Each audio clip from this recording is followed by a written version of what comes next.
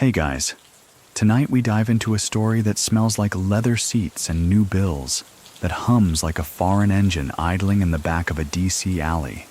Picture it: neon bouncing off glass storefronts, school gym shoes squeaking across polished floors, and a teenager whose side hustle makes more than your boss. Rayful Edmond III doesn't start as a gangster. He starts as a basketball kid, neat fade, tucked shirt, and honor roll eyes. But what's hidden behind that Letterman jacket is ambition sharpened like a straight razor. Before long, this quiet young man turns the capital of the United States into his personal chessboard. A cocaine empire, run like a Fortune 500 company, with less bloodshed and more style than anyone thought possible. You might admire his brain until you see what it was building. So, before you get comfortable, take a moment to like the video and subscribe, but only if you genuinely enjoy what I do here. And I'd love to know where you're listening from. Drop your city and local time in the comments. Now, dim the lights, maybe turn on a fan for that soft background hum, and let's ease into tonight's journey together. He's 17, fresh off a pickup game, gym bag slung over one shoulder and a Rolex on the wrist he shouldn't yet be able to afford.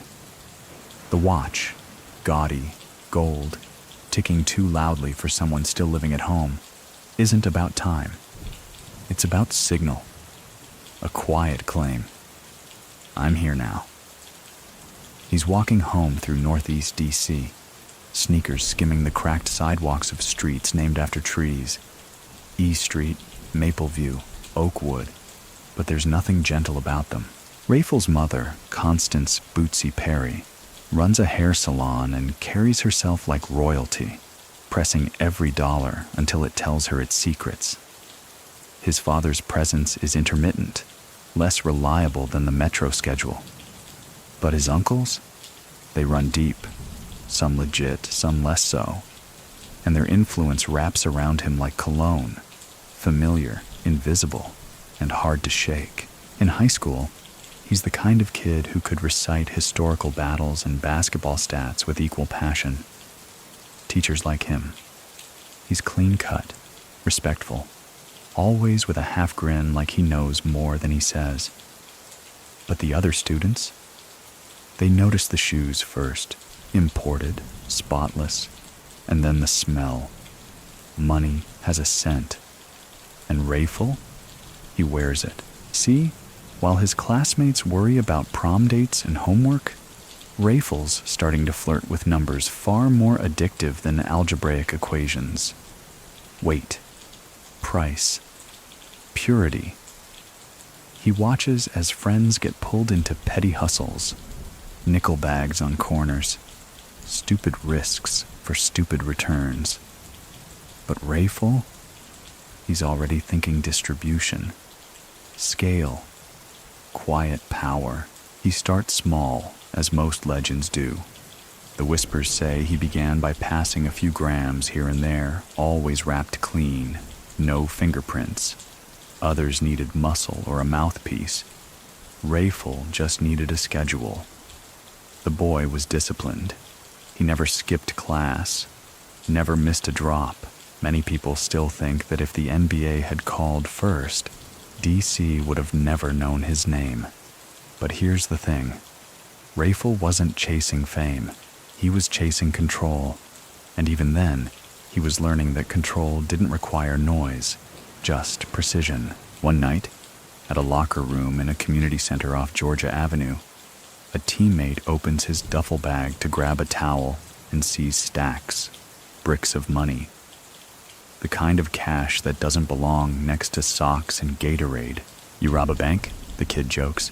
Rayful doesn't flinch, just smiles. Nah, banks rob you. It's that confidence, the quiet kind, the lethal kind, that makes people follow. By the time most kids are figuring out FAFSA, Rayful is already reinvesting profits, negotiating terms, and analyzing city blocks like they're spreadsheets. DC in the early 1980s is hungry ground. Reaganomics trickles down like a leaky faucet. Job programs dry up. But cocaine? It floods in, pure and ready. And Rayful, still doing homework, becomes its cleanest conduit. What's strange is how much he doesn't look the part. No chains clinking, no guns flashing. He's often in button-downs, slacks, cologne that costs more than rent. Even his walk says, "I'm not in a rush," because when you own the game, why would you sprint? His crew isn't made up of junkies or gangbangers. They're sharp, calculated, well-dressed. Like interns at a startup. If that startup could triple your money by Friday. He builds a team the way a coach builds a roster, on trust, intelligence, and style. And it works. Do you remember the first time he laid cash on the coffee table? Stacks that shouldn't fit into a life so young? It didn't look like crime. It looked like a rival. By the time Rayful hits 18, the family shop on 8th Street SE isn't just a beauty parlor anymore. It's still got the hair dryers humming, still smells like shampoo and hot combs. But in the back, that's where things grow quiet.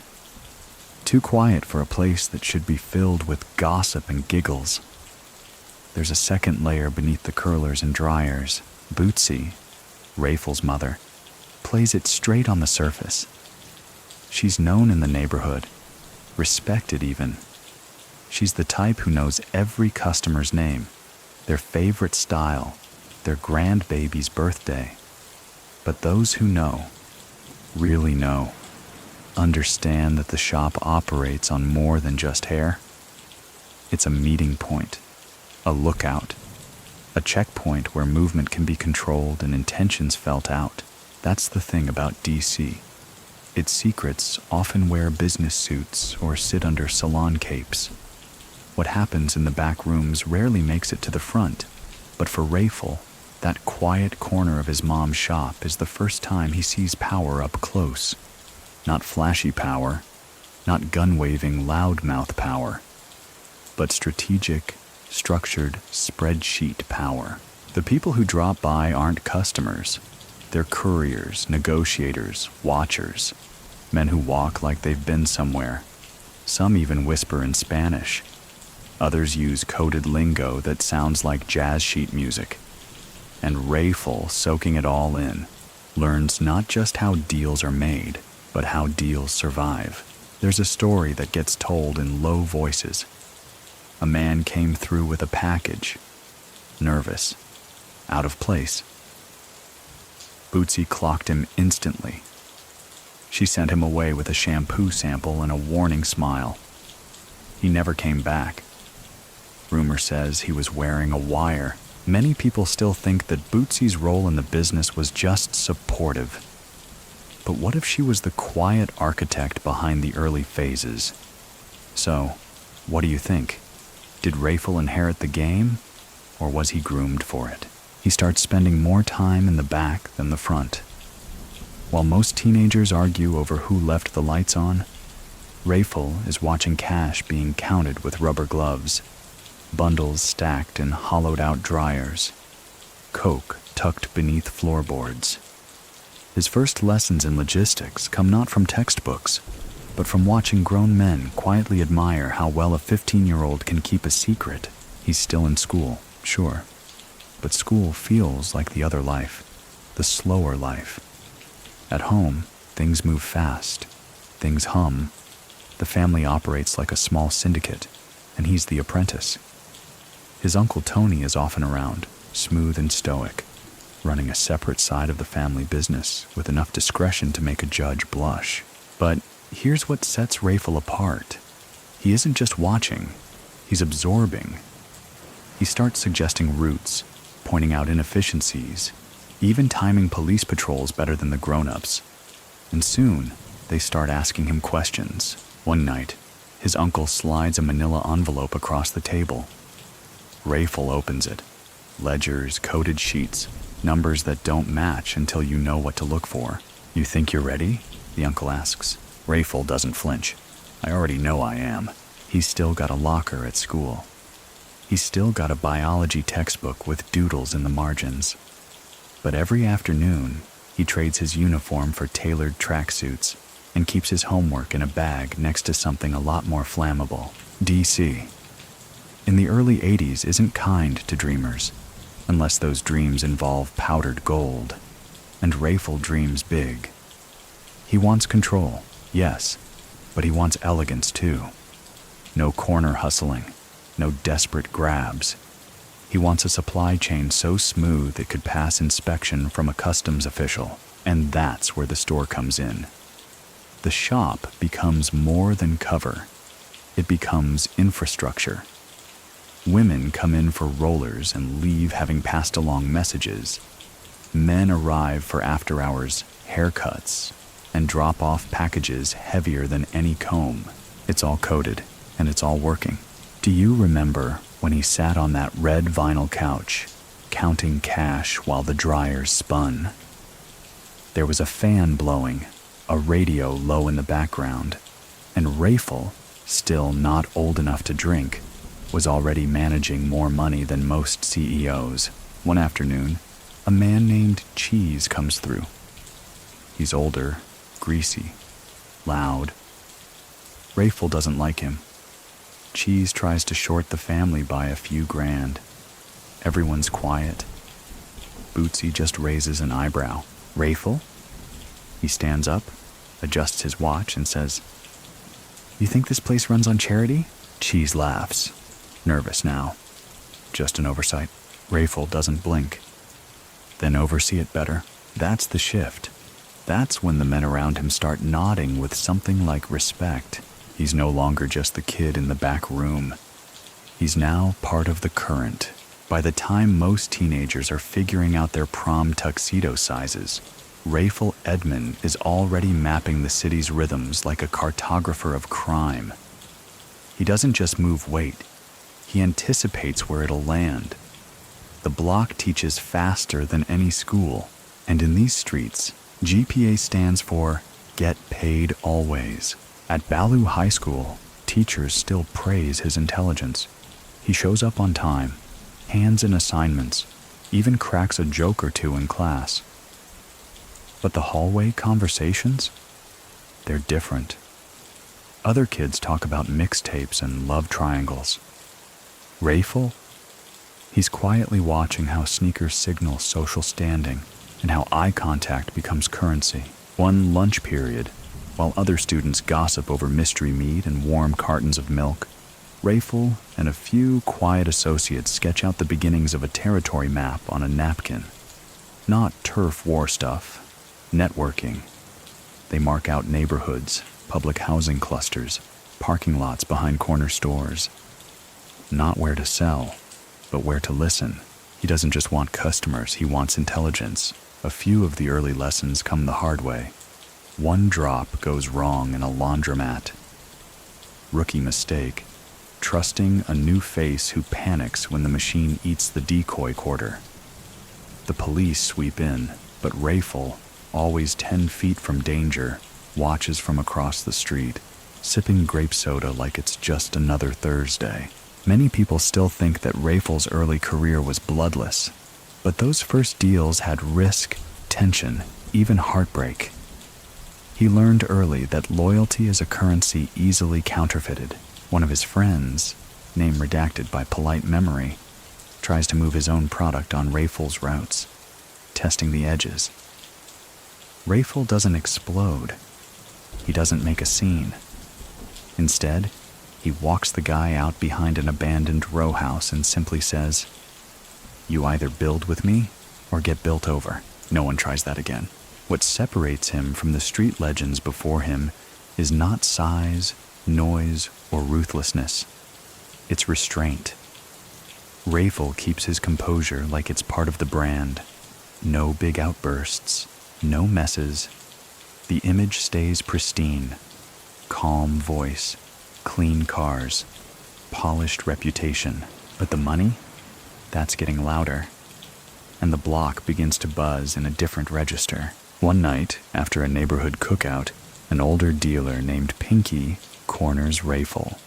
Mid-40s, loud belly laugh, rings on every finger. "You think you special college boy?" He sneers. This ain't chess, this the jungle. Rayful, barely 19, looks him dead in the eye and replies, "Even in the jungle, lions don't bark." A few days later, Pinky gets pulled on a weapons charge. Word spreads fast. Don't play games with the quiet ones. Especially not this one. Do you remember the time he bought every bike in the local shop just to hand them out to kids? It wasn't about being Santa. It was about attention, control, gratitude. Rayful starts managing relationships the way politicians manage campaigns. He meets with local shop owners, slides them envelopes just to keep the lights on. Not a bribe. Not exactly. More like a retainer. He builds what could almost be called a city council. Guys who run barbershops, clubs, used car lots. They talk to him like he's the mayor, and maybe in a way he is. There's a story, true or not doesn't matter now, about how Rayful once stopped a local crew from robbing a corner store. Not because he cared about the store, but because it was in his clean zone. Violence brings heat, he told them. Heat melts everything. That became gospel. Even years later, some of the older guys still quote that line like scripture. School, meanwhile, becomes optional. He still shows up for appearances, flashes the charm, answers a few questions in class. But his real work starts after the bell. The family starts seeing him less at dinner and more in passing. Bootsy doesn't question much. Maybe because she already knows. Maybe because the silence between them keeps the peace. But one day she catches him slipping a wad of cash into his sock drawer, and without raising her voice just says, "If it's worth hiding, it's worth losing." He nods, doesn't argue, but the drawer stays full. Many people still wonder, could anyone have stopped him at that stage? Or was the machine already moving, greased by need, fueled by genius, and too clean to catch early? Either way, the block is changing. Fast. The A-team doesn't start with a ceremony or a contract. It begins in whispers. Names passed from one quiet hallway to another. Rayful doesn't pick them all at once. He scouts them, watches how they move, how they listen, who they don't talk to. There's Worm, slick with words and sharp with numbers. Slim Charles, tall as a lamppost and twice as patient. And D, who keeps his mouth shut but sees everything. They're young, hungry, and most importantly, smart. Rayful brings them in slowly, not with promises or threats, but with precision. He hands one of them a locked duffel bag. Doesn't say what's inside. Just gives a location, a time, and a deadline. They all deliver, on time, no questions. And that's how trust starts. See, Rayful doesn't run things like a kingpin. He runs things like a team captain. He delegates, he rewards, he never yells. If someone messes up, he doesn't threaten. He pauses, stares long enough to make them wish he would shout. But he doesn't have to. The crew begins to move like clockwork. They speak in shorthand, a nod, a glance, a cough, each gesture its own language. And their product? Pure, smooth, moving faster than anything else in the district. Many people still think that DC never had organization, just chaos. But Rayful proved them wrong. He brought structure to the storm. He breaks it down like a business. Product acquisition, distribution tiers, route security, even bonuses. He tells one guy, "If you move 30 by next week, your girl gets a rental with a bow on it." She does, a champagne-colored Cadillac, parked out front like a commercial. But Rayful isn't flashy for himself. Not yet. He dresses clean, sure, silks, leather jackets, nothing too loud. But the real currency is respect. And that, he knows, is earned by consistency. He establishes a code. No loud arguments on the street. No drawing attention. No dirty money in clean hands. If someone breaks the rules, they're benched. If they keep breaking them, they disappear. Not violently. Rayful isn't a butcher. But people find themselves locked out of the network like expired passwords. One night, Worm asks him, "What happens if someone tries to come for your seat?" Rayful just smiles. "Let 'em, I'll still be standing." The crew starts calling themselves the A-Team, not for ego, but because every move feels calculated. They aren't a gang, they're a machine. Smooth, polished, expensive. Do you remember the first time they held a meeting at the hotel suite instead of the basement? Floor-to-ceiling windows, city lights flickering like candlelight, and Rayful, barely out of his teens, is pacing like a CEO mid-earnings call. The A-Team watches as he lays out the numbers. Volume, rates, shifts. He uses no notes, just memory. The room goes quiet when he finishes. Not because they're scared, but because they believe. He sends Worm down to the valet with $200 and a message for the concierge. Send up champagne and fruit. The celebration is brief, but symbolic. One of the new guys, barely 16, asks Rayful how much he made that week. Rayful doesn't answer. He just hands the kid a fresh pair of Jordans and says, "Stay fast, the money follows speed." At this point, his operation has already passed into something larger than hustle. It's becoming legend. Stories of his structure start leaking beyond the city. A crew from Baltimore tries to undercut his price. Rayful doesn't panic. He simply tells his drivers to slow delivery for a week. Supply dries up. The streets groan. Then, he floods the block again. Same quality, lower price. Baltimore folds. Many people still wonder if that was the moment he became more than a dealer. If that was when he started becoming a strategist. The A-Team, for all their youth, becomes something almost mythic. Police reports don't know what to make of them. They're clean. No violent raps. No loose threads. Just expensive sneakers, well-timed car leases, and an unusual habit of never being in the wrong place at the wrong time. DC kids start whispering, "If Rayful calls, you don't ask why, you ask how fast." There's a rumor that floats through the streets of DC. Rayful Edmond never touched a gun. Not once. Not even for show. And whether it's true or not doesn't matter. The idea of it holds power. In a city swelling with tension, where violence was often the exclamation mark on every disagreement, Rayful built a kingdom on silence, discipline, and luxury.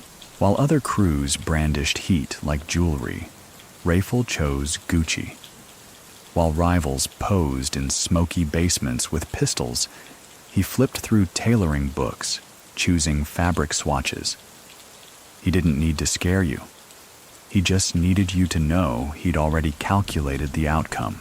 He once said to a crew member, "Guns are for those who already lost the argument." That kind of control was addictive and rare. He wasn't just selling drugs. He was selling an idea that you could be clean and still win, that you could walk into a 5-star hotel, shake hands with diplomats, and still own every street from southeast to the northwest corridor. Rayful's personal style starts becoming its own story. Always crisp, no wrinkles, cologne subtle but expensive. Even his chains, when he wore them, sat just right, never gaudy, always intentional. He drove a fleet of cars, all spotless, all paid in cash, all strategically registered to shell identities. BMWs, Benzes, a Ferrari that only came out on Sundays. But even then, he didn't just drive through the city, he floated. Many people still think that his fashion was just showboating. But what if it was his armor? What if every silk lapel was a shield, every Italian loafer a message. I'm untouchable, and I don't even have to raise my voice. He sets new rules for his crew, rules that become gospel. No loud talking in public, no visible weapons, no bringing heat to the zone, and most importantly, always look like you're going somewhere important. He even creates a dress code for meetings. No jeans, no hats. Clean sneakers only if they're white. If someone showed up sloppy, meeting canceled. Do you remember the night he turned a strip club VIP room into a boardroom? He walked in, music blaring, girls dancing, and calmly had the DJ cut the sound. 5 minutes later, deals were being signed over pineapple juice and whispered code. The crew starts drawing attention, just not the kind that gets you pulled over. They're spotted at art galleries, jazz lounges, rooftop bars, places no one expected to see kids barely old enough to vote. They become ghosts in designer threads. The police don't know what to make of them, but the streets do. Kids start mimicking the look. Side parts, cologne, button-downs under bombers. Even the way Rayful walked, one hand in the pocket, shoulders back, head slightly tilted, gets copied like scripture. He becomes DC's style template, and in doing so, he distances his entire operation from the stench of typical street crime. That's the genius. He doesn't clean up for the feds. He makes the crime look like it never happened. One night, Worm pulls him aside, says, "Man, we out here dressing like we on Wall Street." Rayful just smirks. "Why not? We make more than them." It's not arrogance, it's belief. The thing is, with great style comes attention, and Rayful's style is now making waves in more than just DC.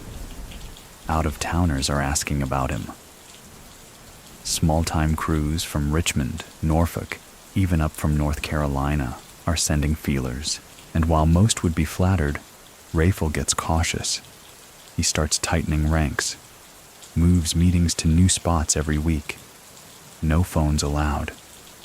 Face-to-face only.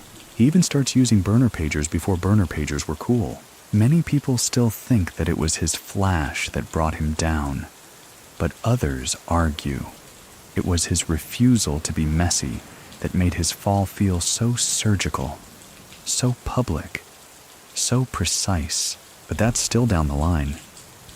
For now, Rayful's walking through the city like a shadow in silk. Everyone sees him, but no one really sees him, and that's exactly how he wants it. There's a sound to real money. Not just the rustle of bills, but the soft thump of weight, rubber-banded bricks being stacked into gym bags, the whir of counters slicing through stacks, the low sigh of someone realizing they just counted 6 figures before lunch. By 1984, Rayful Edmond lives in that sound. His earnings don't trickle. They hum. A daily rhythm of movement. Product in, cash out, repeat. The volume is staggering. Some estimate he's moving hundreds of kilos a month, generating as much as $2 million a week. And he's still not old enough to rent a car without extra insurance. The money changes things. Apartments are rented under fake names and filled with cash, so much that air fresheners are installed just to kill the scent. A couple units stay vacant, used only to count or cool product. And always, the blinds stay drawn. Rayful starts building out his network further. He needs more hands, more eyes, more silence. But instead of street thugs, he targets loyalty and quiet precision. Church-going cousins, neighbors with no records, men who've never even held a pistol. That's who he trusts to guard millions, because in Rayful's world, reliability beats muscle. Do you remember the small house near Howard University, the one with no furniture but 3 full-size safes? That was one of them. Inside, young men count bills, while reruns of The Jeffersons play low on a dusty television. Everyone wears gloves, not because of DNA, but because cash ink rubs off like pollen. He never lets money sit in one place too long. It moves, like him, like a river, never pausing long enough to be caught. One house gets used for 4 days, then vacated. Another takes its place. No pattern, no trail. One of his runners, a kid nicknamed Dice, once said, "Rayful got more houses than Monopoly." And it's not just homes. He's got garages full of cars, some registered in states he's never even visited. They're used like chess pieces, some for drops, some for decoys, some for flair. One cherry red Mercedes never touches the street. It's parked in an underground lot, battery disconnected, waxed weekly. No one knows why. Maybe just because he can. Many people still think that his operation was too big to be real, but that's only because it was too smooth to believe. He starts paying off couriers better than most government jobs. One woman makes $800 a week just to sit in a car with her toddler in the back seat while a package gets dropped in the trunk. The kid thinks they're playing a driving game. Rayful runs things so cleanly that some don't even realize they're part of a drug empire. To them, it's just another job. Reliable hours, consistent pay, no drama. And DC, it starts changing too. Nightclubs stay open longer, liquor flows easier, big name acts stop through more often. Money's moving through the city like perfume, and Rayful's signature is on the bottle. He invests in businesses, fronts money for barbershops, laundromats, corner stores. Some owners don't even know the capital comes from the cocaine trade. They just know the young man in the silk shirt signs checks that clear faster than the bank can blink. There's a moment when he realizes the scope. He's in the back of a seafood spot, eating crab legs with a few of his lieutenants. One of them mentions a city block, and Rayful pauses. "I don't know anyone over there," he says. "Yes, you do," Worm replies. "They just don't know you." That night, he writes down every street corner, every handoff location, every warehouse address. It fills 5 pages. He's 20 years old, and while the operation expands, Rayful remains consistent. Still no drugs in his house. Still no personal use. Still no violence unless absolutely unavoidable. He believes in the illusion of control. If you look clean, act clean, and move clean, maybe you stay clean. But the feds are starting to catch wind, quietly, carefully, not because he's making noise, but because no one makes this much money without someone noticing. Rayful doesn't know it yet, but someone's watching. Someone always is. It's a strange duality. By day, Rayful still steps onto the Howard University campus. Backpack slung low, shades on, and a casual stride that doesn't scream drug lord. He blends in. Too well, really. Professors see a respectful young man, occasionally distracted but present. Fellow students see a guy who always seems to have cash, always has time for a joke, and never fails to look comfortable. They don't see the phone calls at lunch that move 30 bricks. They don't see the coded glances across campus courtyards that signal drop-offs or reroutes. They don't see the calculus behind that easy grin. Because while other students are stressing over finals and parking permits, Rayful is playing a far riskier game. College by day, kingpin by night. Do you remember the night class? He left early, only to negotiate a 150-kilo shipment in a hotel suite 20 minutes later. He left a half-filled notebook on the desk, picked up a burner phone from his glove compartment, and walked into a room filled with Colombian accents and cold espresso. That's the split life. That's the brilliance. And that's the danger. Rayful's academic curiosity was real. He could hold a conversation on economic theory, and he often saw himself more as a businessman than a criminal. But school eventually becomes more of a symbol than a pursuit. He keeps showing up, though, keeps the illusion going. Because appearances, to Rayful, are tactical weapons. Many people still think that going to college was his attempt to go straight. But what if it was just another shield? Another alibi stitched in khaki and class schedules. The real work picks up when the sun dips. And DC at night, in the 1980s, is a different creature altogether. Streetlights buzz weakly. Crown Vics roll slow. The city breathes with an uneven rhythm. Some blocks silent, others humming like neon drums. And Rayful? He's everywhere and nowhere. His lieutenants fan out like veins, moving weight through routes so efficient it makes logistics execs look sloppy. Drop cars switch hands every 36 hours. Packages move through baby strollers, construction sites, church kitchens. It's not just a network. It's an ecosystem, and Rayful oversees it like a conductor. One evening, he sits in the back of a rented Lincoln, watching a local crew attempt a sloppy handoff near a laundromat. He says nothing at first, just stares. Then finally, he leans forward and says, "See that? That's how you get noticed. That right there is how you teach the cops what to look for." He pulls the entire crew from the route by morning. No second chances when the city is your chessboard. And like any good strategist, he invests in soft power too.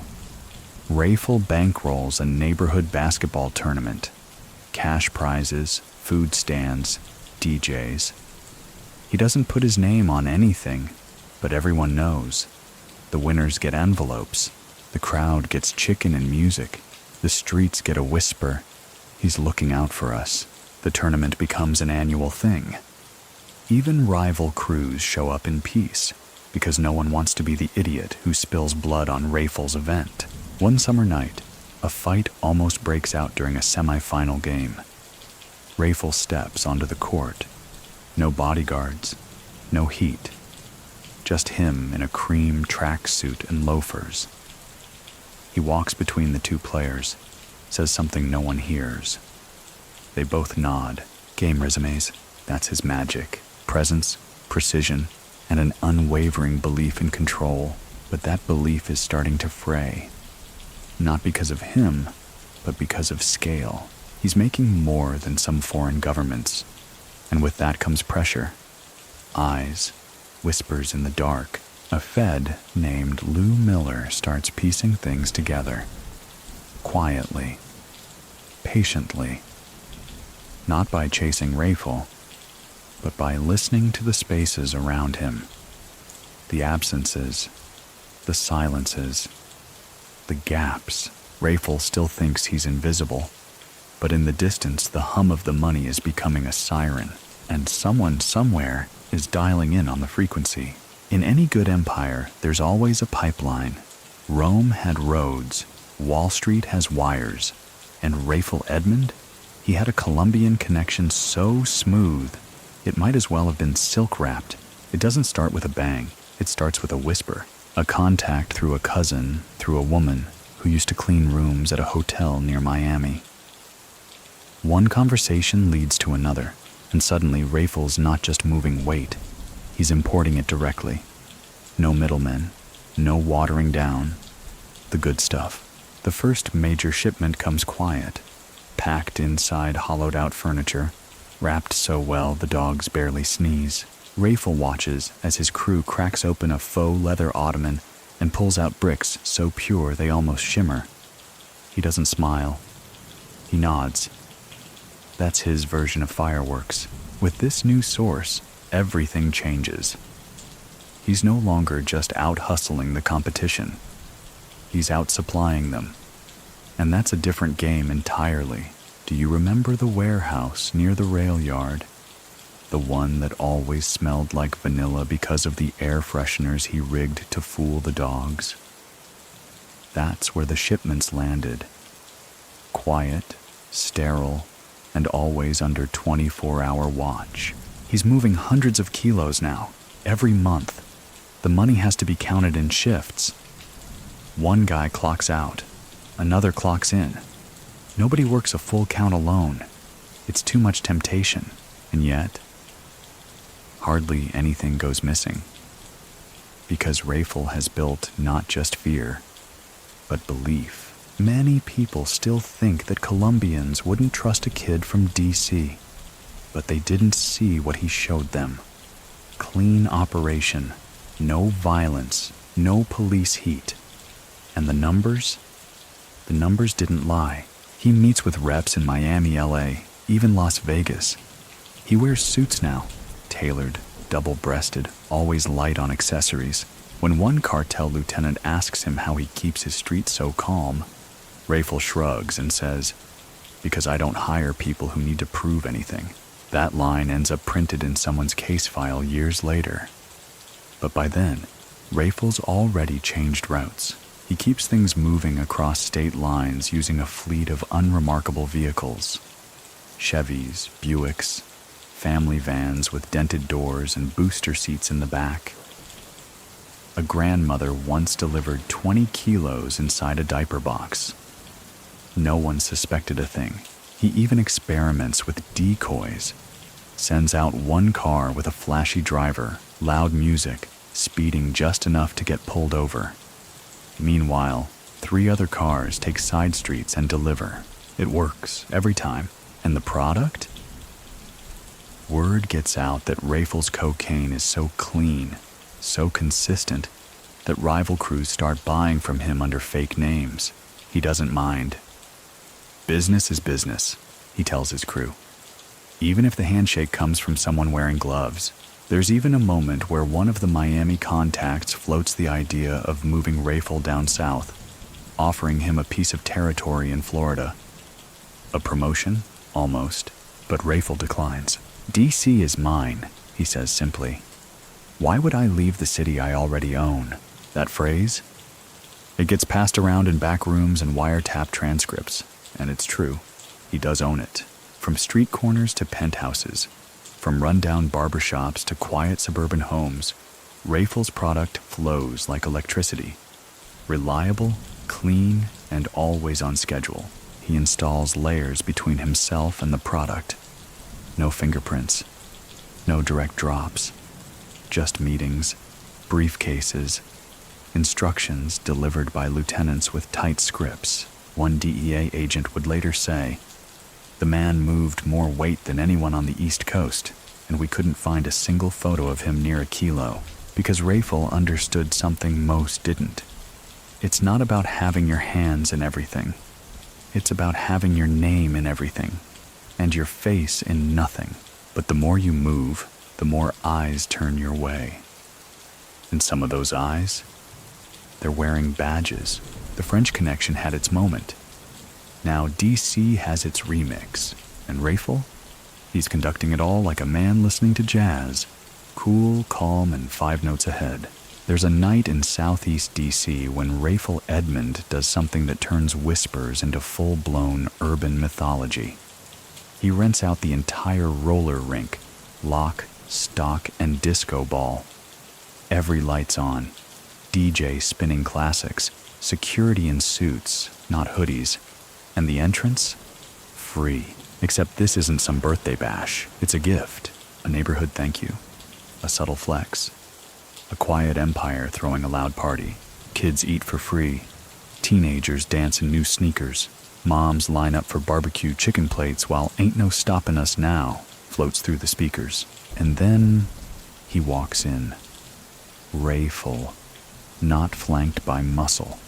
No entourage. Just him in a white mock neck and gold-rimmed glasses.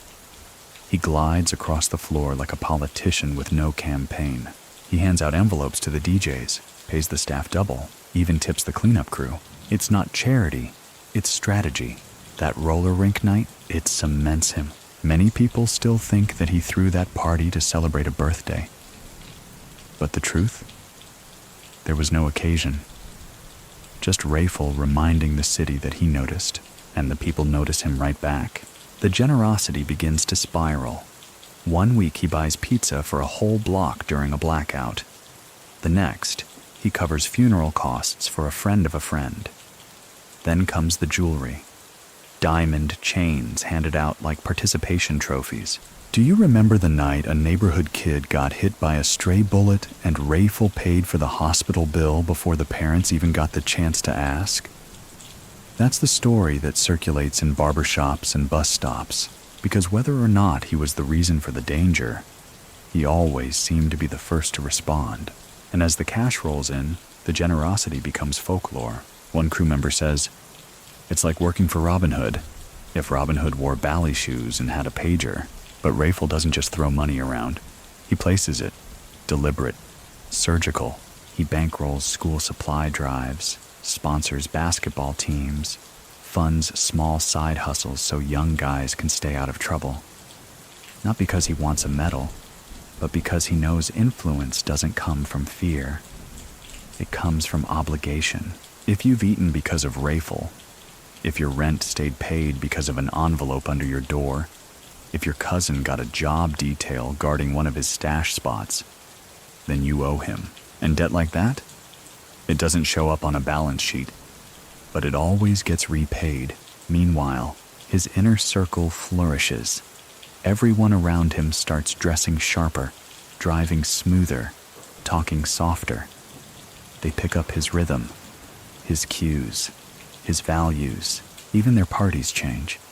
No more smoky basements or parking lot flexes. Now it's rooftop hotel lounges, low jazz, dress codes enforced by unspoken looks. It's not just about looking good. It's about making crime look like an art form. But with style comes spectacle. And with spectacle comes scrutiny. The feds begin to notice the uptick in luxury vehicles circling the same neighborhoods. IRS agents start flipping through 1040s that look too clean for men driving German sedans. Still, nothing sticks, because Rayful doesn't drive the same car twice in a week, doesn't touch product, doesn't even use a consistent phone. He's like smoke, always visible, never graspable. Many people still believe that Rayful wanted to be a celebrity, but that's misreading him. He didn't want fame. He wanted legacy.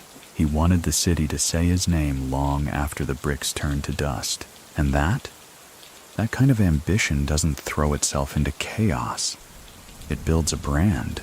By the end of that year, Rayful's giving out Rolexes like thank you cards. And every one of them keeps ticking the same message. This man built something, and he's not done yet. Congress Heights sits at the southern edge of D.C., a neighborhood carved from concrete and quiet resilience. For most, it's just another working-class district. Uneven sidewalks, aging row houses, corner stores with flickering signs. But for Rayful Edmond, it's the seat of power. He doesn't pick it randomly. Congress Heights is strategic, accessible, but off radar, overlooked by law enforcement unless something explodes. And Rayful? He doesn't explode. He glides. He sets up shop in a modest brick home, curtains always drawn, mailbox always empty, trash always out on time. The house looks like any other on the block, except it isn't. Inside, it's a command center. Phones with limited ranges, pagers lined up like chess pieces, notepads with numbers, initials, drop points, and Rayful in the center of it all, calm, precise, and always listening. This becomes his throne, not golden, not gilded, but upholstered in control. From here, he builds what some call the most sophisticated drug empire DC had ever seen. And yet, the power never shouts. It hums. His lieutenants begin calling Congress Heights the Nest. Not because it's where the money sleeps, but because it's where strategy hatches. Do you remember the old man who sat on the porch next door? Never realizing he was living next to a kingpin. That's the point. Rayful designed the illusion so well, even the neighbors felt safe. He rotates cars through the garage, keeps deliveries spaced, meetings held in low volume and only during daylight. He teaches his crew to never draw attention in their own neighborhood. No flashy arguments, no loud music, and absolutely no violence. That last part becomes Rayful's hallmark. He institutes a rule so radical, it spreads through the underground like wildfire. No shootings. None. You spill blood, you get fined.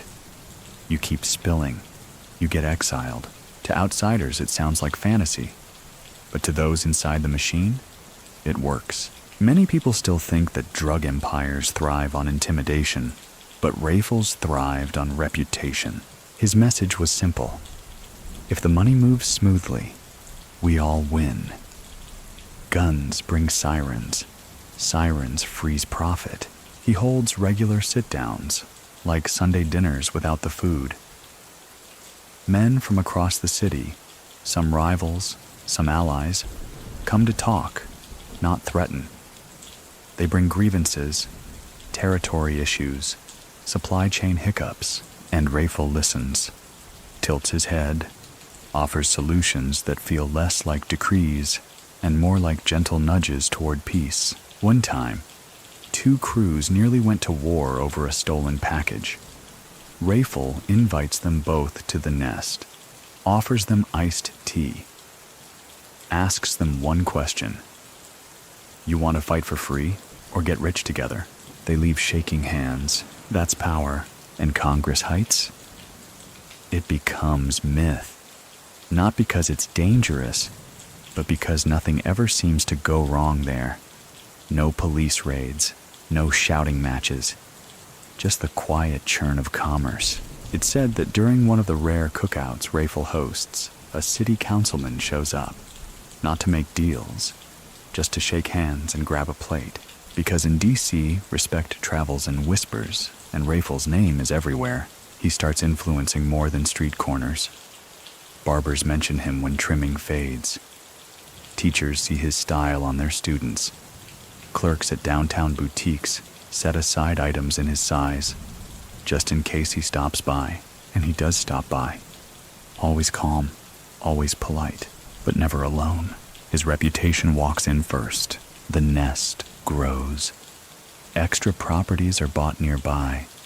Houses where money's counted, where phones ring softly behind blackout curtains, where runners rotate in and out like clock hands. Still, no one in the neighborhood talks, because everyone eats. Rayful makes sure of it. He sends kids to school with new backpacks, pays heating bills in the winter, covers quiet hospital fees without being asked. One woman, elderly and sharp as glass, finds her porch light fixed and groceries stacked at her door. She never asks who did it, but when asked about Rayful by a reporter years later, she simply says, "He kept things still," and that might be the best way to explain what he built. Not chaos, not terror, but stillness. A whole city pulsing under his touch, orderly, profitable, and for a while, at peace. You could hear the rule before you ever heard his name. No one gets shot.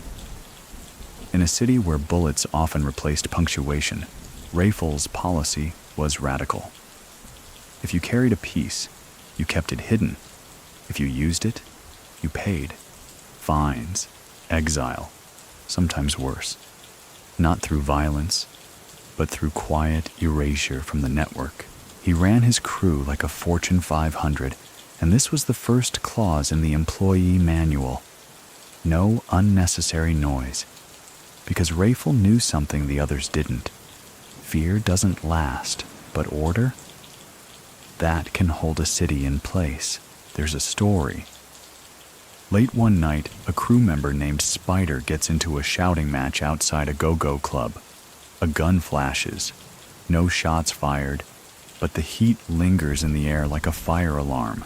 Rayful calls Spider in the next morning. Not yelling, not posturing. Just asks him to count out 25 grand from a stack in the den. Spider does it, confused. Rayful takes the money, hands him a slip of paper. Fine for being stupid in public. Do you remember the day that rule became legend? A rival crew tried to test him. Fired a shot into one of Rayful's stash houses. No injuries, no product loss, but tension buzzed like static. Rayful didn't send shooters. He sent a message, clean and sharp. That same rival's top distributor was found 2 days later in Miami, unemployed, broke, and untrusted. Not dead, just deleted, because Rayful's reach didn't end at the Potomac.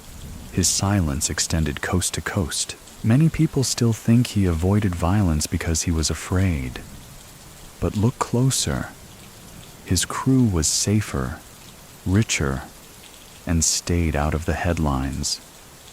That's not fear. That's governance. He enforced peace like a mobster with a law degree. If someone got hurt on your shift, you answered for it. Not in blood, but in access. Miss a drop? You get bumped down the ladder. Bring heat? You lose your keys. The effect was profound. Police noticed a dip in shootings across certain neighborhoods. Not because crime stopped, but because Rayful had professionalized it. His network was so smooth, so self-contained, that it began to resemble a corporation with stock options. Senior members received perks, vacation envelopes, club access, car swaps. Younger ones trained up in controlled environments, supervised by older hands, and still, no guns. In a city where bullets made reputations, Rayful's refusal to indulge gave him a different kind of rep, one that whispered louder than threats. There was a kind of awe in it, like watching a magician work without smoke. Even federal agents, quietly building profiles, took note. One agent wrote in a report, "His people talk to each other like co-workers, not soldiers." And that might be the secret. Rayful wasn't building a gang. He was building infrastructure. He even had an internal economy. Disputes over money were handled through mediation. Yes, mediation. You sat across a table, explained your case, waited while Rayful listened, fingers steepled beneath his chin. Then came a solution, not always fair, but always final. And if you still had a problem after that, you were shown the door, politely, permanently. Do you remember the time one of his own family members tried to bring a gun to a drop? Rayful stopped him at the door, looked him in the eye, and said, "That thing's for cowards. Leave it or leave." The gun stayed behind. So did the lesson. There was something almost regal about how he ruled. He didn't just avoid chaos. He replaced it with structure, rules, rituals. He once said to Worm, over a chessboard in the back of the nest, "You don't need to win by force. Just make sure the other guy runs out of moves." And for years he did exactly that. While the rest of the city stumbled through turf wars, Rayful's empire just operated, quietly, elegantly, and always, under the watchful eye of a man who understood that silence wasn't weakness. It was the sharpest tool in the drawer. It's not the black vans or the helicopters that mark the beginning of the end. It's the sunglasses. Specifically, the kind worn by men who stay too still for too long. Around late 1986, something shifts. Rayful feels it before he sees it. Cars parked on the same block 3 days straight. A man in a jogging suit who doesn't jog. A flower delivery that arrives with no name on the card. The feds are watching, and they're not sloppy. They're embedding, quietly, patiently, like weeds under polished concrete. At first, Rayful dismisses it. He's been watched before. He's too clean, too removed, too careful. But these watchers, they've got patience. They're not after his lieutenants or his stash houses. They're after him. Many people still think the feds started building a case because of a tip-off, but some insiders say it was envy. They saw a kid from the city living like royalty without ever raising his voice. And they didn't like it. Surveillance begins layering over his life like dust. A little more every day. Agents disguised as janitors in apartment buildings. Wires planted under curbs. even a listening device buried inside a streetlight near one of his drop spots. And still, nothing sticks. Rayful never touches the product. He doesn't talk business over the phone. Most of the time, he doesn't even say full names. Conversations sound like riddles. Directions come in numbers, not words, one DEA agent would later admit. We followed him for months and still couldn't figure out how he moved anything. But someone inside starts talking. There's always a crack in the paint. It begins with a minor courier picked up on a separate charge. Then another. Then a girlfriend with a grudge. Rayful senses the shift like a change in weather. He starts limiting his movements. Shorter meetings. No more hotel drops. Phones replaced weekly. Do you remember the time he shut down 5 routes in one night? Just because he felt something was off. That wasn't paranoia. That was pattern recognition. But the feds, they adapt. They start watching his family, his friends, even his barbers. Anyone within 3 degrees. Bootsy's salon gets photographed weekly. Mail is intercepted. A cousin's car is bugged so precisely, the crew doesn't realize they're feeding information into a recorder tucked inside the headrest.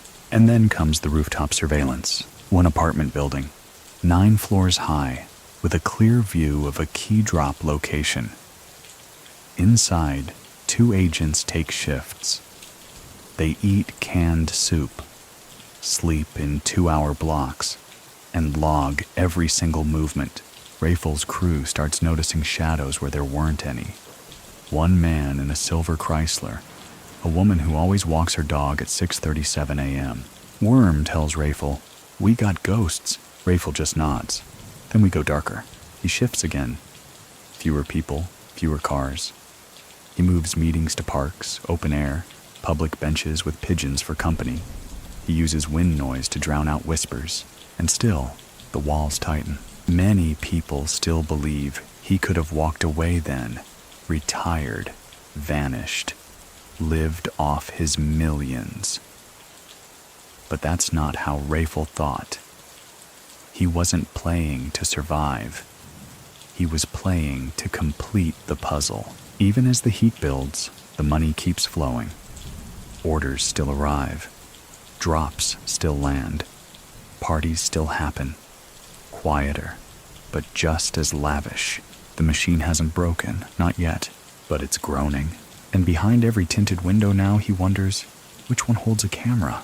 He keeps his tone calm, keeps his shirts pressed, keeps his posture upright. But inside, there's static. The quiet control he's mastered for years is being tested. And somewhere in an FBI basement, a growing stack of tapes waits to become a case. The money's still moving. The street's still calm. But Rayful feels it. The air's heavier now. Too many faces watching from behind mirrored glass. Too many cars that don't blink. He's built an empire on rhythm, on silence.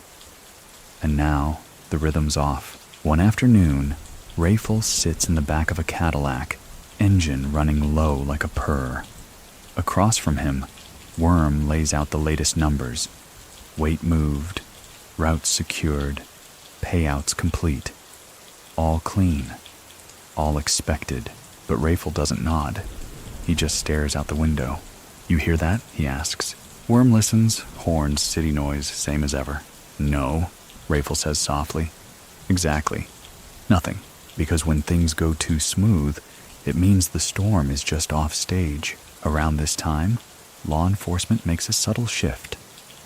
No more circling the block in Crown Vics. No more obvious tales.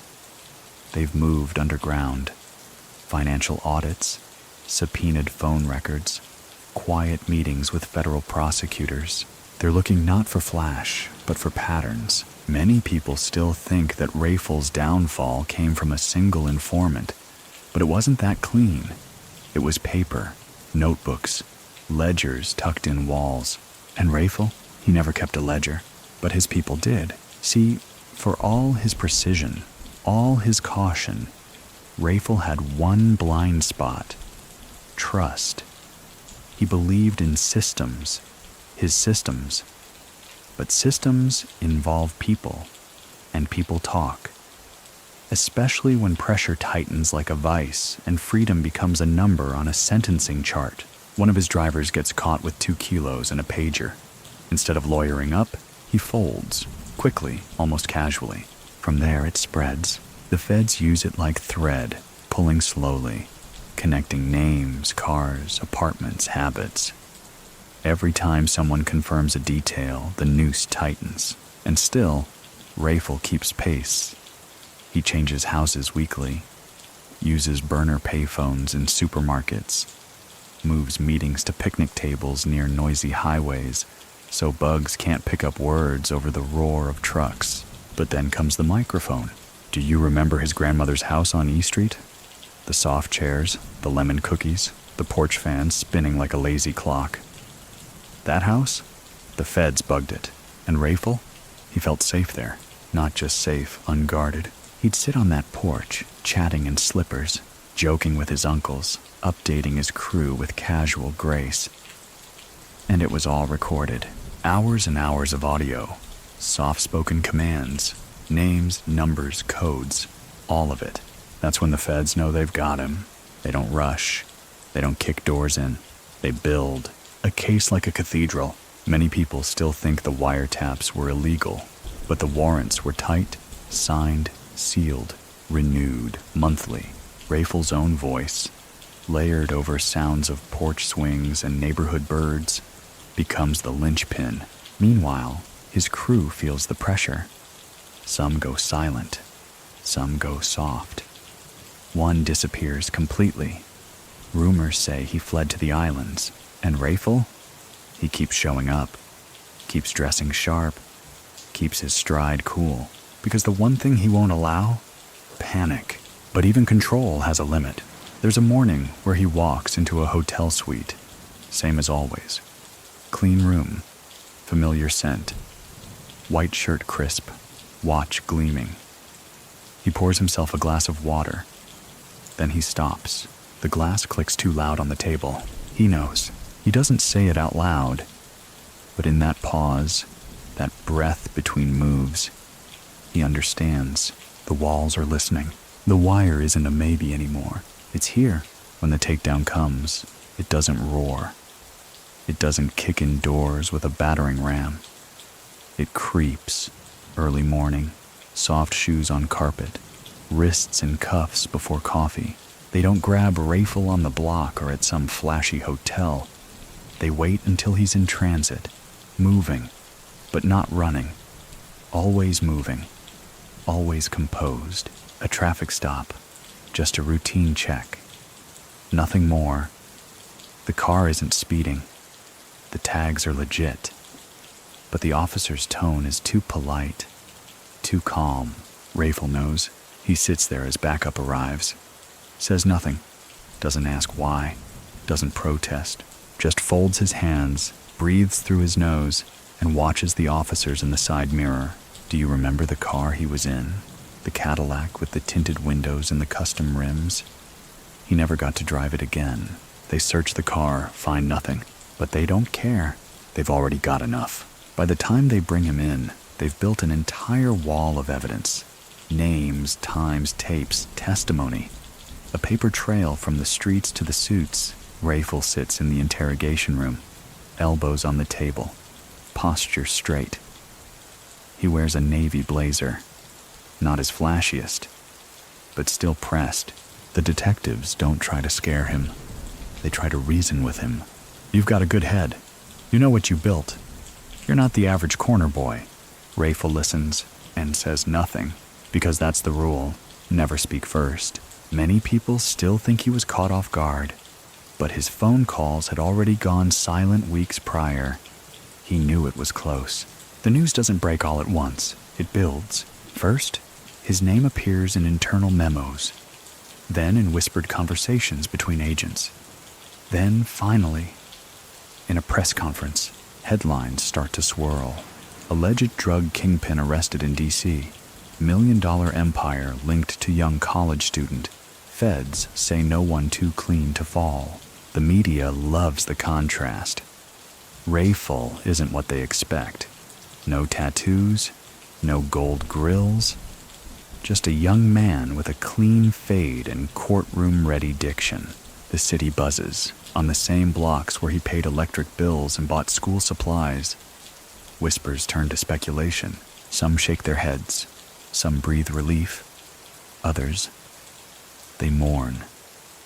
Not the man, the order, because the streets, those that had learned to move smooth, stay calm, respect the no-violence rule, suddenly feel unstable.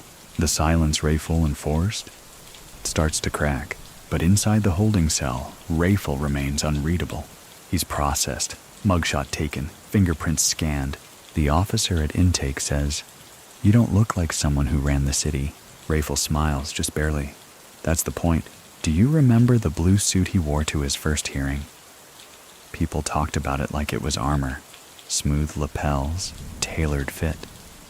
He stood not like a defendant, but like a guest speaker. He didn't plead, not yet. He didn't cry, never. He sat still, eyes forward, and let the courtroom fill with tension like a church before a sermon. Many people still believe that even in cuffs, he held power, because power, once shaped right, follows you. The arrest is not the end. It's the next act, the one where the empire is frozen.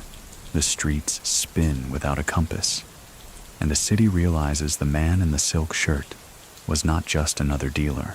He was the calm in the storm, and now the storm is waking up. The courtroom isn't chaos. It's cold. Neutral-colored walls, microphones that hum when tapped, and wooden pews filled with curious eyes and pressed suits. But it's not the prosecutors or the agents that draw attention. It's Rayful, still young, still poised, still carrying himself like he owns the lease on gravity. He walks in with his chin level, navy suit sharp enough to slice a whisper. There's no slump in his shoulders, no cracks in his mask. If anything, he looks bored.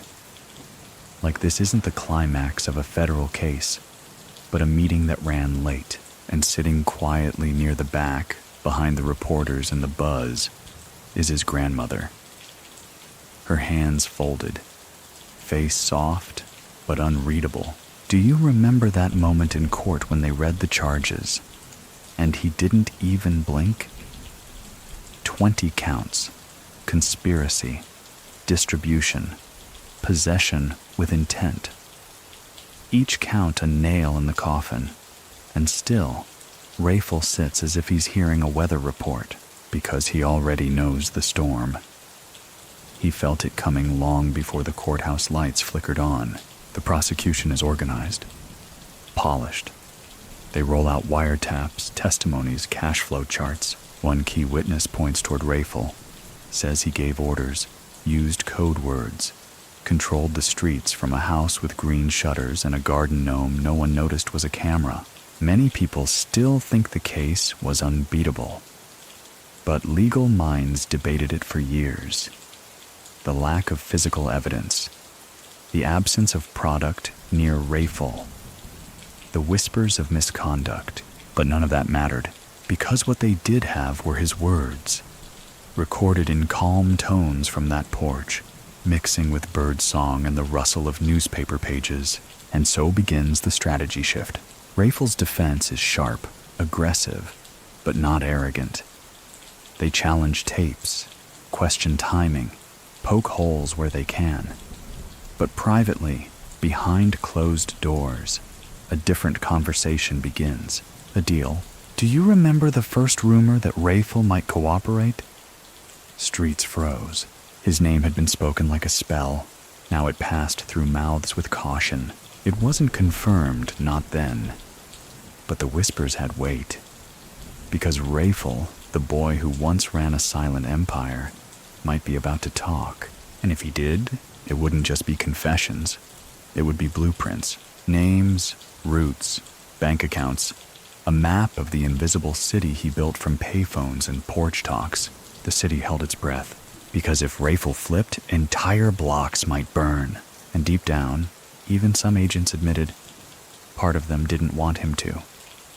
They wanted the legend preserved, frozen in time. But legends don't serve time. And so, behind bulletproof glass, under fluorescent lights, Rayful considers a new kind of silence. The kind that comes with being erased. But not yet. Not here. Not in front of the microphones. For now, he just listens. Stares at the table. Leans back in his chair. And the courtroom, thick with drama, leans toward him like a sleeping city, waiting for the rain to start. Now, we slow down. Let the courtroom fade. Let the walls soften. Imagine the echo of polished shoes walking across the cold marble floor, a door closing gently behind him. Rayful's story, so far, isn't just one of crime. It's one of structure. A boy who read the street like scripture, who taught men to walk without guns and speak in codes so elegant, they became architecture. And yet, even the sharpest minds meet corners they can't turn. Let the noise die down now. Imagine him back on that front porch, not in handcuffs, not in court, just sitting, sipping soda, watching dusk roll in over E Street. There's a rhythm to a city winding down. Streetlights hum, radios click off, conversations lower to a murmur. Even the wind starts whispering. That's where we leave him for now. Not as a criminal, not as a kingpin, but as a shadow stretching long beneath a quiet street lamp, a reminder that power, like silence, never really disappears. It just waits to be remembered. So let your breath slow. Let your jaw unclench. Let your thoughts soften like mist across memory. Sleep now. The story will be here in the morning. Las Vegas was never quiet, but Rayful moves through it like a man who's used to noise bending around him. The neon doesn't faze him. The noise from slot machines, the shout laughs from bachelor parties, the pit bosses with half smiles and full eyes. It all rolls off his tailored shoulders. He's here for meetings, not memories. And while tourists come to lose themselves, Rayful comes to observe. The hotel suite is top floor, skyline view, champagne on ice before he steps in. Colombian contacts are already there, leaning back on velvet chairs, chewing toothpicks like it's a power move. Rayful, he sits last, not because he's late, but because he's learned that letting others settle gives him the upper hand. Do you remember the suite number? 5117. That detail, meaningless to most, ended up in 5 separate court transcripts. This Vegas trip isn't just business, it's transition. He's considering expanding west. The DC market is thick, efficient, but the whispers from Miami hint at new threats. And Vegas? Vegas is wide open. Many people still think he came to gamble, but he never placed a single bet. Not on the tables, anyway. His wagers were all people. Routes. Trust. He meets a man named Esteban, cartel adjacent, quiet type, wears socks with sandals. Esteban offers volume, direct from Cali, clean stuff. In return, he wants East Coast penetration. Rayful doesn't blink. East Coast is already mine, he says, casual as ordering room service. The deal doesn't get signed with ink. It's sealed in silence. Mutual glances, phone numbers shared on napkins, and a firm handshake over untouched cocktails. But Vegas isn't just about business. Rayful uses it to study. He watches how the casinos launder, how money becomes mist, how identities shift under stage lights and fake names. He takes notes, mental ones. There's a dinner with a music executive. Another with a man who claims to run nightclub security in 3 states but smells too clean to be real. Rayful knows a Fed when he sees one, and this man's watch is too plain, shoes too polished. So he smiles, nods, and forgets the man's face. The next morning, he changes hotels. Do you remember the 3rd day, when he met a former boxer turned consultant? The guy offered muscle. Rayful offered advice. If you need muscle, you've already lost the room. That line? It makes its way into a rapper's lyric a decade later. Rayful's Vegas play isn't flash, it's infrastructure. He scouts properties, talks to realtors under fake names, meets with a limo company, leaves behind no credit card trail. And just like in DC, he doesn't stay long, because Rayful knows how heat works. Vegas runs hot, not just in temperature, but in attention. So he makes his way out under cover of afternoon light, tan coat, dark glasses, a suitcase that never went through hotel staff. Many people still debate if he closed the deal in Nevada, or if it was all misdirection. But this much is true. Weeks later, product from Cali begins flowing smoother into the East Coast.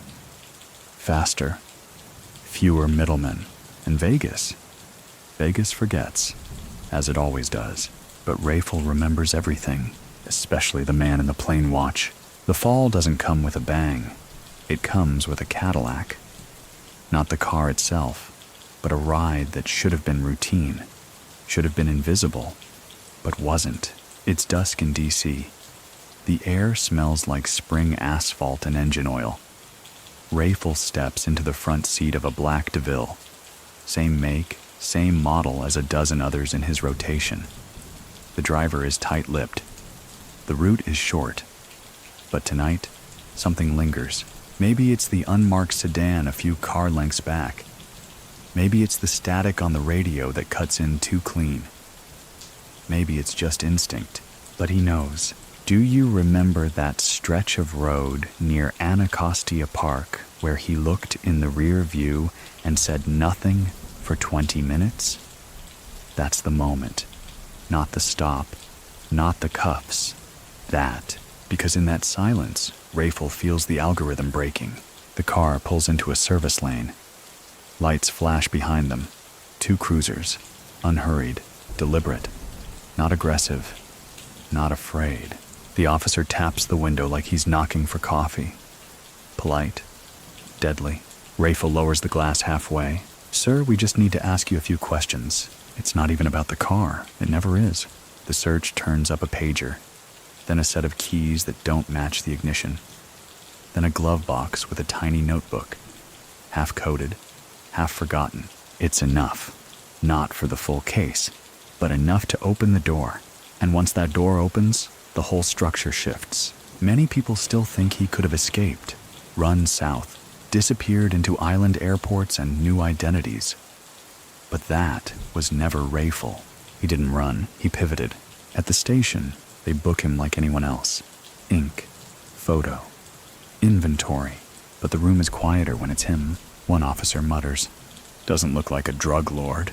Another replies, "Doesn't have to." From there, the dominoes fall. Warrants are signed, apartments raided, phones tapped, friends called in for questioning. And Rayful, he watches, calm, still, because he's always been 3 moves ahead, even here. Do you remember the first time he asked to speak to his attorney, and the room just shifted? The detectives knew they weren't talking to a street hustler. They were talking to a system, a breathing one. Rayful gives nothing up, not then. But his silence sounds different now. Not cocky, not cautious, just deliberate, as if he's rearranging pieces in his mind. He knows who's talking. He knows who will talk. The real puzzle? What he chooses to do about it. In holding, he keeps clean. No outbursts, no pacing, just notes in his head. There's a moment, 3 a.m., cell light buzzing, another inmate snoring, and Rayful sits up, stretches and mutters, "So this is the part they write about. That line?" A guard hears it, writes it down. Years later, it'll be quoted in a documentary. Many people still debate whether the stop was random or targeted. But it doesn't matter. Because in chess, whether your queen falls by accident or trap, she's still off the board. And Rayful? He's still playing. Inside the courtroom, Rayful's posture is unchanged. Shoulders back, hands folded, eyes steady. But behind that stillness is motion. gears turning, calculations firing. Because now, it's not about how to keep the empire going. It's about how to survive its collapse. He's in a tailored suit again, always. Navy blue this time. No loud ties, no flashy pins, just clean lines and a jaw set like stone. The prosecution builds its case, piece by piece. Ledgers, voice recordings, courier testimonies. They introduce photo boards, surveillance logs, even audio clips from the porch at Grandma's. Rayful listens, doesn't flinch, but privately, he starts talking. Not to them, to his attorneys. Strategizing, reframing, preparing for the move that surprises even his enemies. Cooperation. Do you remember the morning the rumor leaked that Rayful was meeting with prosecutors behind closed doors? Some said it was fake. Others said it was betrayal. The streets held their breath, because Rayful, the man who built a silent empire, might finally speak. The choice isn't simple. It's a war inside the mind. Cooperation isn't just strategy, it's sacrifice, reputation, legacy. It's a long fall from kingpin to courtroom asset. But Rayful isn't thinking about street myth anymore. He's thinking about years, numbers, futures. And the feds? They're listening. Not just because he ran DC, but because Rayful knows how everything works. The shipping routes, the fake IDs, the safe houses in other states, the offshore accounts that don't technically exist. He doesn't give it all. Not right away. But he opens a door. Many people still think he flipped out of fear. But talk to those who knew him closely, and they'll tell you it was calculus. He didn't just want leniency, he wanted leverage. Testimony comes with conditions: security, location protection, and if played right, possibility. The courtroom stares when he first walks in as a cooperating witness. A different kind of silence hangs in the air. Not respect, not tension, but curiosity. What would he say? And more importantly, how much would he say? Do you remember the line? He spoke under oath. I didn't build a crew. I built a network. It wasn't just a confession. It was a statement. He names names. Not all. Not recklessly. But enough. Enough to redraw the federal map of the DC drug landscape. Some inside the courthouse take notes furiously. Others sit frozen, understanding for the first time just how organized it all was. This wasn't gangbanging. This was supply chain logistics with bulletproof plans. Rayful's voice remains calm, neutral. No theatrics, just facts. Later, one prosecutor says, it was like listening to someone explain how to build a jet engine while sitting on the runway. He isn't proud, but he isn't broken either, because even as the empire burns, Rayful's still playing chess. Each answer? Considered. Each phrase? Clean. He doesn't lash out, doesn't smear. He just outlines the system, lets it breathe, lets it exist. Many people still think he regretted it. Others say he slept better that night than in years. But the truth? Only Rayful knows. And if he does regret it, it doesn't show. Because when the testimony ends, and he's led out through a side door, his chin is still high. Not because he won, but because he moved. And in Rayful's world, movement is survival. Protective custody isn't silence. It's a hum. The kind that never stops. Fluorescent lights that never sleep. Doors that buzz instead of knock. Eyes watching through reinforced glass. Rayful Edmond, once emperor of DC's streets, now lives inside concrete designed to keep sound out and truth in. They move him quietly. No press. No courtside walk in chains. Just a transport van with blacked out windows and guards who don't ask questions. His name disappears from the intake forms. In this new place, he's not a kingpin. He's a number. But the mind? The mind stays sharp. Do you remember that line he whispered to his lawyer? I'm not out of the game. I'm just in the back room. Even here, Rayful doesn't collapse. He observes. The prison is designed for isolation. High-profile cooperators, quiet men with loud pasts. Some ran cartels. Some flipped entire states. Rayful walks among them with the same grace he had in silk suits. Only now it's khaki jumpsuits and rubber-soled shoes. He takes a routine. Wake, read, write, think, then repeat. His cell becomes a kind of study, a place to remap everything. He still remembers routes, faces, code words that haven't been spoken aloud in years, but he doesn't share them, not anymore. What's done is done, and yet his name continues to echo. Many people still think he vanished, that he was moved so deep into the system that he ceased to exist. But he didn't. Not really. His name kept surfacing, on court dockets, in whispers between defense attorneys, on federal lists that don't go public. Even behind walls, he remained a reference point, an example. You want to know how a nonviolent empire is built? Look at Rayful. You want to see what happens when intelligence chooses the street over the stage? Look at Rayful. Inside, he keeps clean. No trouble. No fights. He helps other inmates read legal briefs.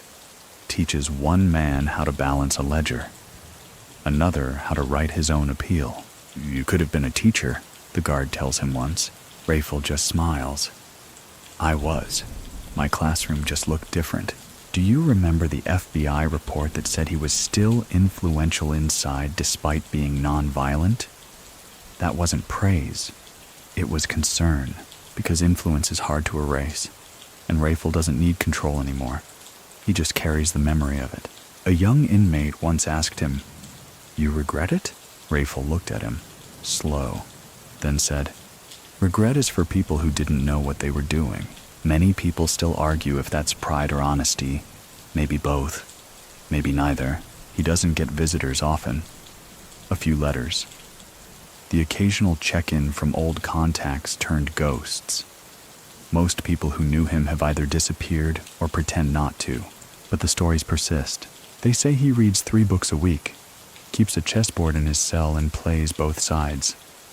Not because he's lonely, but because it helps him remember how the board moves. One inmate tells a story, maybe true, maybe myth, about how Rayful corrected a guard's math homework once, with a pencil, from memory. Another says he writes letters that sound like sermons, clear, precise, like he's still teaching. And in a way, maybe he is, because legends don't vanish in concrete. They echo. And Rayful Edmond? He was never just a dealer. He was a system. Now he's just a system with a new address. While Rayful sits behind steel doors in silence, the city he once orchestrated begins to spin out. The DC he left was organized. Edges sharp, rules firm, noise kept to a low murmur. But without him, the rhythm breaks. The A-team fractures. Some are arrested. Some vanish. Others try to replicate the old structure, but they forget the most important part. Rayful was the structure.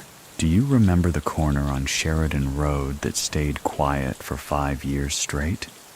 Within 6 months of Rayful's arrest, it sees its first shooting in a decade. His rule wasn't enforced by fear. It was enforced by balance, by consequences that made sense. Without that, chaos leaks in. Younger crews rise fast, louder, messier. They don't wear suits, they wear armor. They don't negotiate, they react. And DC begins to feel the weight. Many people still think that Rayful's removal cleaned up the city. But the truth is murkier. Homicide rates rise. Rivalries sharpen. Turf becomes blood-stained instead of boundary-marked. The police, once focused on one elegant puzzle, now chase dozens of jagged ones.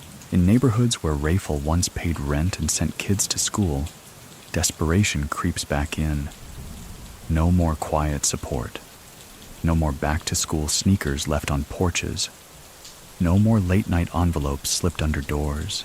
The city realizes too late he didn't just deal, he regulated. Even the feds start to admit, in low tones over bitter coffee, that the post-Rayful era is harder to control. Because what do you do when the man who made the chaos predictable is gone? Do you remember the old barbershop on Georgia Avenue that used to run numbers and haircuts equally well? It's raided, shut down. No one ever replaces it. Rayful had kept things tight, controlled, compartmentalized.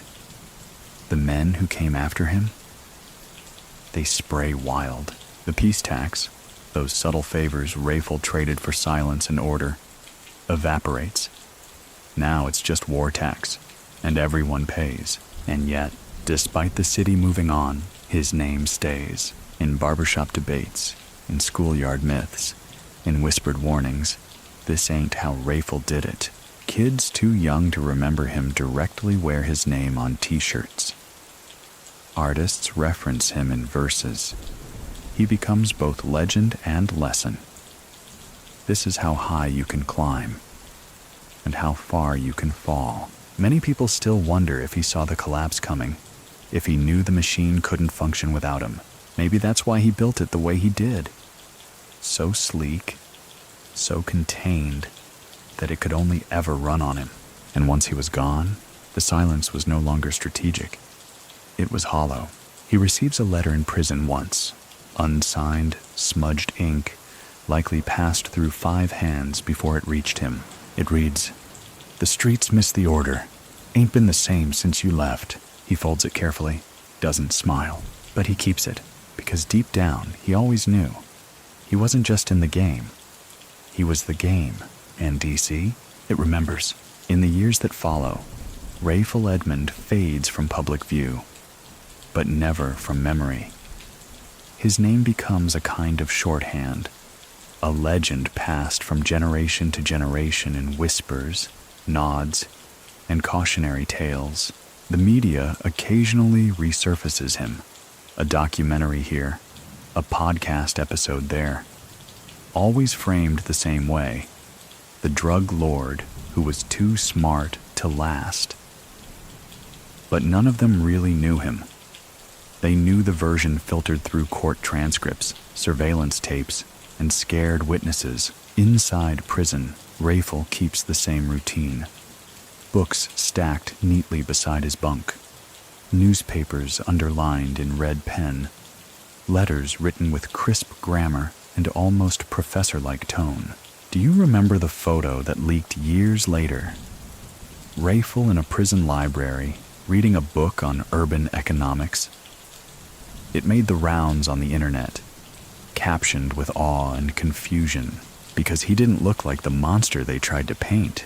He looked like someone who never belonged there in the first place, and yet he never asked to be moved, never requested special privileges. He played by the rules of his new world the same way he mastered the old one, with patience and posture. Many people still think he was angry, bitter, but the guards who knew him best say different. He was settled, one said, like he made peace with it. It wasn't surrender, it was adaptation. Rayful made prison a place to observe, to calculate. He taught GED classes to younger inmates, helped one man start a memoir, debated politics with staff who forgot who he used to be. And still, outside, his name burned. Some rappers referenced him. Lines like, "Move like Edmond, quiet but rich." Built an empire like Rayful with no blueprint. Even local politicians whispered his name when talking about DC's past. Sometimes with scorn, sometimes with awe. Do you remember the mural in Southeast that was painted, then scrubbed, then repainted in secret? A silhouette in a suit. No name. But everyone knew. And while debates raged, was he villain or visionary? Traitor or tactician? Rayful remained silent, because silence had always served him better than speech. Many people still debate if he deserved a second chance. Some say yes, he brought order. Others argue he broke laws, ruined lives. But all agree on this: he changed things. He made DC move differently. Even behind walls, his blueprint lingered, like ink that won't wash off, even after the paper's burned. And maybe that's legacy, not headlines, not body counts, but systems so effective they keep running long after you've gone. Somewhere between myth and memory, Rayful Edmond becomes more than a name. He becomes symbol, not of violence, not even of wealth, but of possibility. To some, that's dangerous. To others, inspiring. Because what he built wasn't just an empire, it was a model. And long after his sentencing, that model gets studied, copied, admired in quiet circles and back rooms across the country. Younger dealers reference him like scholars cite philosophers. Keep it quiet like Rayful. Structure it clean, Edmond style. He becomes the standard for operational excellence in a world that rarely values structure. Many people still think that his legacy was wiped by his cooperation. But if that were true, why do they still speak his name? Do you remember the conversation between two men in a federal yard years after Rayful disappeared from public view? One asked, "You think he regrets it?" The other said, "He probably doesn't even believe in regret, just results." It was never about being liked. Rayful didn't play for applause. He played for control. And even now, in the memory of a city that's seen waves of crime, reform, gentrification, and decay, his story hangs like a thread stitched into the soul of DC. The barbershop debates evolve into podcasts. Young men raised by single mothers hear about him from uncles. Teachers mention him in high school criminology lessons. And in these stories, the questions linger. Was he a villain? A visionary? A victim of a system that never made room for black brilliance unless it bowed its head? Many people still argue that if Rayful had been born 10 years later, with venture capital and a LinkedIn page, he'd be running a tech startup instead of a block. But that's not the timeline we got. We got Rayful Edmond III, the college kid who once owned DC, without firing a shot. Do you remember the judge who said, "It's tragic because I don't think you even needed to do this"? Rayful didn't respond because that question, like so many others, had no answer that mattered anymore. Not in that courtroom, not in that era, not to a man who had already mastered outcomes. He remains a mystery in khakis, a presence in absence, a mind that moved like jazz, made decisions like code. And still, today, in the corners of DC where sidewalk cracks hold secrets, someone always says, "He was different." Not louder, not deadlier, just different. Years pass, but Rayful Edmond remains. Not in the public eye, not in the courtroom, but in the architecture of memory. Even locked away, his story finds new shapes. Documentaries sharpen it, songs sample it, blogs argue over it. His name is still whispered late at night in Southeast, like a ghost who wore ballet shoes and built a city in silence. Do you remember the college student who wrote a thesis on Rayful, not as a drug lord, but as an unacknowledged systems engineer? That paper made rounds. It wasn't wrong, because Rayful's true influence wasn't just cocaine or cars, it was structure. He created an organization that mirrored the Fortune 500. Supply chains, resource management, performance incentives. He even had ethics of a kind. Don't shoot, don't brag, don't bring heat. Many people still think he got lucky. But the luck ran out, and the system remained his. Even broken, it bore his fingerprints. There are parts of DC where old heads still lean against chain-link fences and talk about when things were orderly. And they don't mean peaceful. They mean predictable. When Rayful ran it, they say, you could take your kids to the store after dark. That's a strange thing to say about a man who moved more cocaine than some nations. But in the warped math of street legacy, order is gold. And Rayful, he minted it. Meanwhile, in the shadows of federal records and sealed transcripts. His movements are monitored, transferred quietly, kept distant. Some say witness protection. Others say voluntary exile. But every so often, a rumor surfaces, a man matching his description seen at a gas station in Texas. A voice on a prison call with cadence too familiar. A silhouette in a low-resolution photo. Do you remember the time an underground podcast tried to claim they interviewed him? The clip was taken down. No verification. But the tone. Calm. Measured. Could have been anyone. Could have been him. And maybe that's the final move. Many people still debate whether he deserves to be remembered at all. But history doesn't ask permission. It just settles in. His is a legacy shaped by contrast. Youth and power, school and street, silence and scale. He never ran with brute force. He ran with timing, with tone, with restraint so elegant, it felt like strategy disguised as stillness. And now, he's not here. Not really. But if you listen carefully in the places where order used to live, you'll hear it. His rhythm, still playing. Even ghosts cast shadows, and Rayful Edmonds is long, decades after the last brick was moved, after the courtrooms emptied and the mugshots faded. His presence lingers, not in the form of wanted posters or police files, but in the questions he left behind. How does a teenager build a nonviolent empire that outpaces men twice his age? How does a boy from Southeast D.C. master logistics like a corporate strategist? And how does a name stay whispered in the very city that once screamed to bring him down? Do you remember the reporter who tried to trace his influence into the 2000s and found links in places he never expected? A rental property bought with laundered funds, a business partner who once drove Rayful's cars, a non-profit with ties to a cousin's cousin. It wasn't reach, it was residue. Even scrubbed from headlines, he left behind blueprints, ways of thinking, moving, disappearing in plain sight. In schools, kids still ask teachers, "Is he still alive?" In courtrooms, attorneys still warn clients, "Don't pull a Rayful unless you're smarter than him." In prisons, his name floats like a myth. A man who turned a porch into a headquarters, a city into a balance sheet.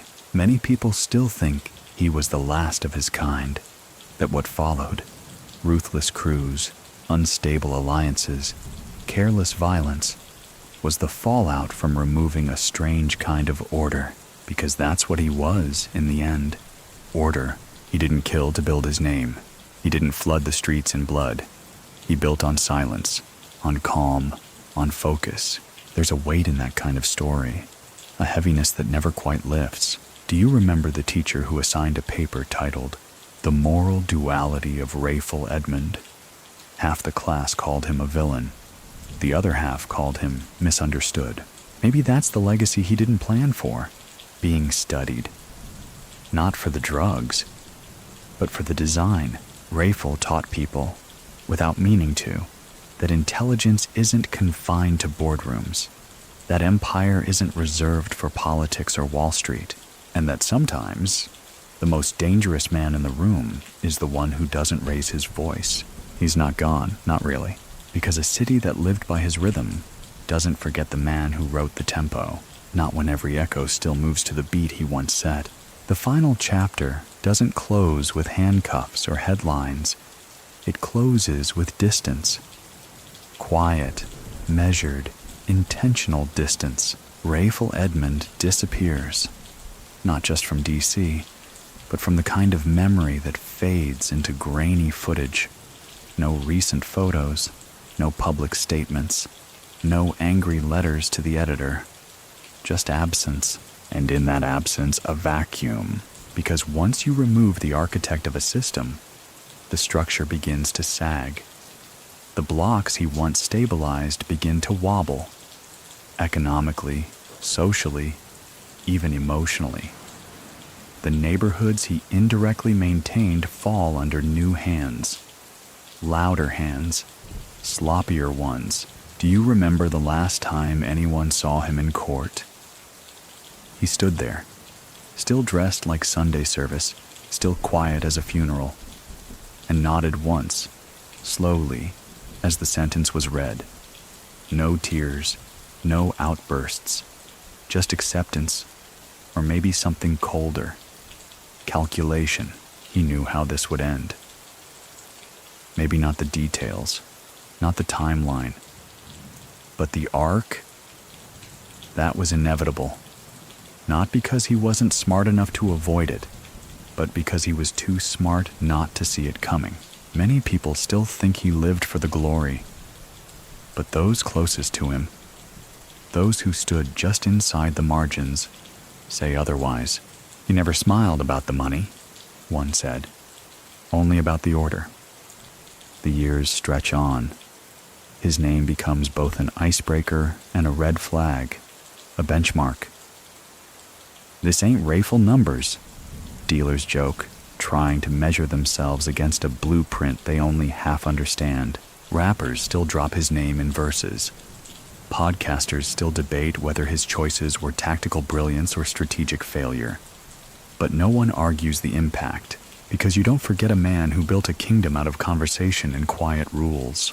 Do you remember the house on Congress Heights where the curtains never moved? They say it stood empty for years.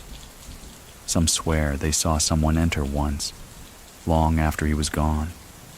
But the locks had changed. And maybe, so had the city. Rayful's story doesn't end with a final quote. There's no fade to black speech. No regrets scribbled in ballpoint ink on prison paper. There's just a man, young once, focused always, who stepped into a city and asked it to move differently. And for a time it did. And now we let the lights dim for good. Let go of the city's hum, the shuffle of sneakers on sidewalks, the low whine of police radios in the distance. Let the dust settle on that porch swing. Let the ledger close without a final balance. Rayful Edmond III wasn't a folk hero. He wasn't a monster. He was something far more unsettling. He was possible. A glimpse at what intellect looks like when it grows in the wrong soil. What order looks like when it's forged in shadows. What power sounds like when it speaks softly.